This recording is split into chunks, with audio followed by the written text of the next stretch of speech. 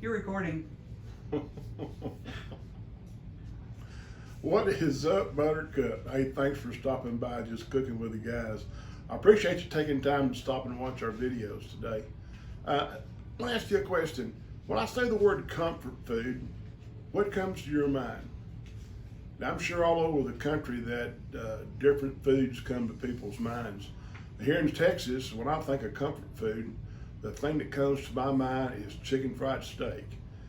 One of my all-time favorites. I've loved it since I was a small kid.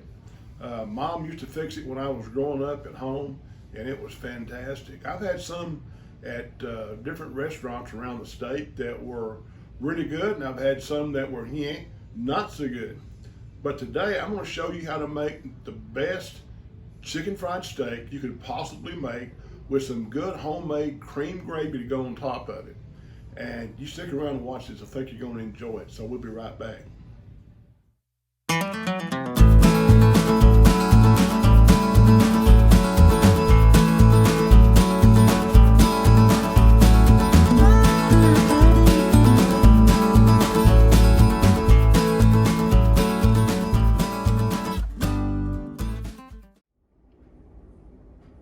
I've got about 2 cups of all-purpose flour here, and just no seasoning in that at all, just the flour.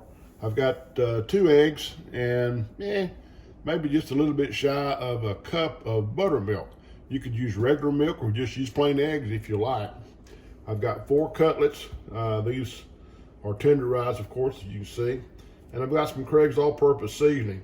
I'm going to season this steak up with this all-purpose seasoning. And I'll do both sides.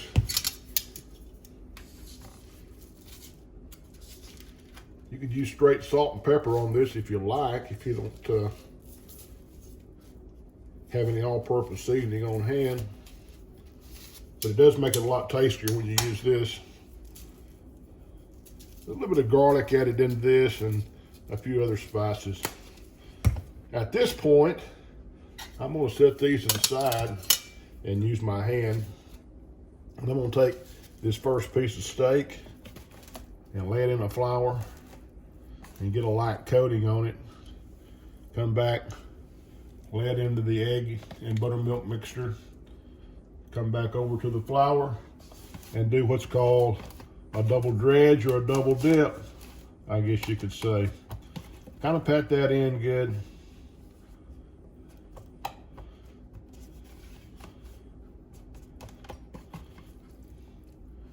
Pick it up and shake off any excess. I'll lay it on this wire rack, and we're gonna let that kind of sit there and kind of become one with the flour and the steak. We'll repeat this process. If you can keep one hand wet and one hand dry, you don't wind up with too bad of clumpy fingers. I'm probably gonna have them anyway by the time I get through, but that's okay. It won't be as bad as if I'm using both hands into this egg mixture. I'll go ahead and finish up these other 2 and we'll be back in just a second.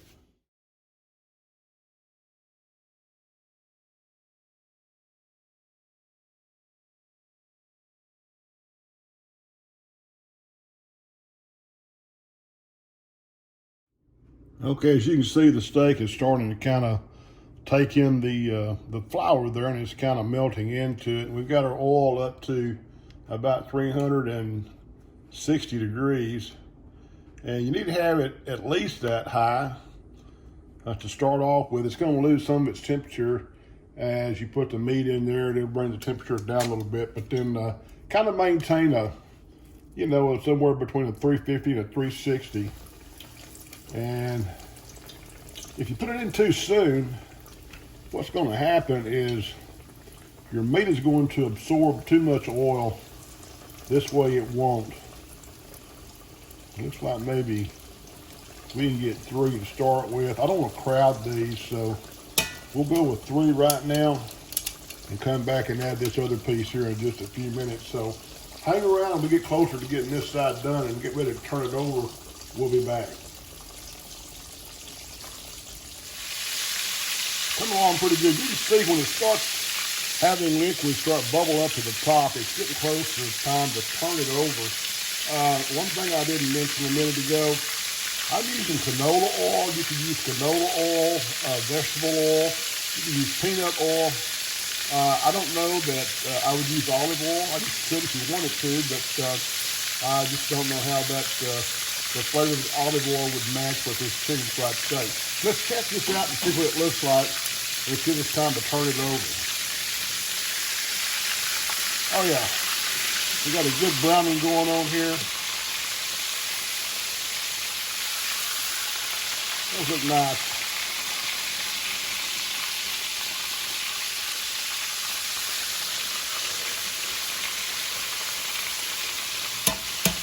So we'll let these continue to cook for a few more minutes, and we'll check them with our temperature probe, and when we get to about 165 degrees, we'll pull them out. So hang around. Now we finished up the steak. We're gonna, by the way, I kept back this flour that I dredged the steak in. I've got 3 tablespoons of the hot oil back in this skillet, and I'm gonna add to that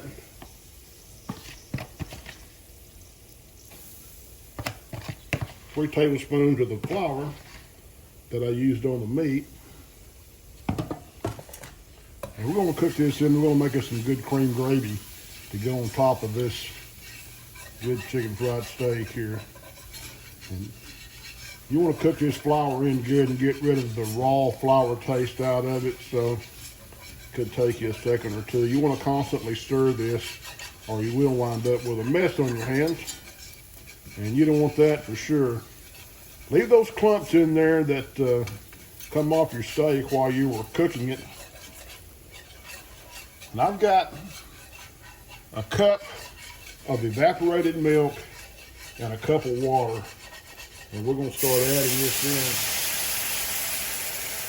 I'll put about half in here and kind of get it stirred in good together here. And then we'll add in the rest of our milk.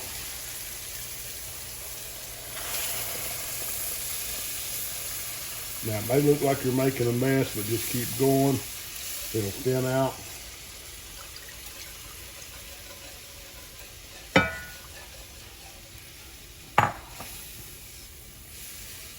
Stir that in. You might want to reduce your heat just a little bit. I've got mine down a little bit. We'll cook this as it starts thickening up, and then we're going to add some more of this Craig's all-purpose seasoning in here just to highlight the steak.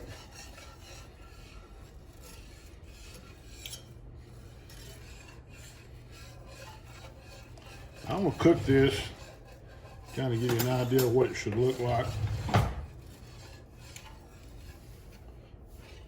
Should be able to take a spoon, and it should stick to the back of the spoon pretty good. And that is, but it's still pretty thin, as you can see.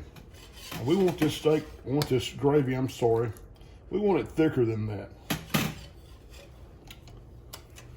So we'll let this cook for a minute and thicken up.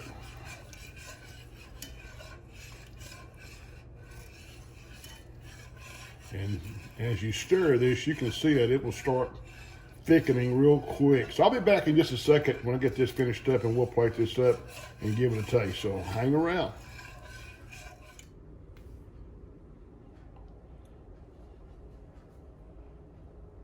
Okay, let's check this out and see what we got here.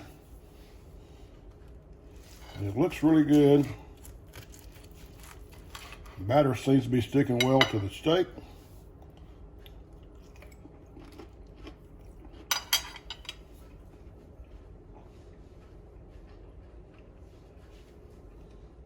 Well, I got to tell you, that was the best chicken fried steak I've had in quite a while.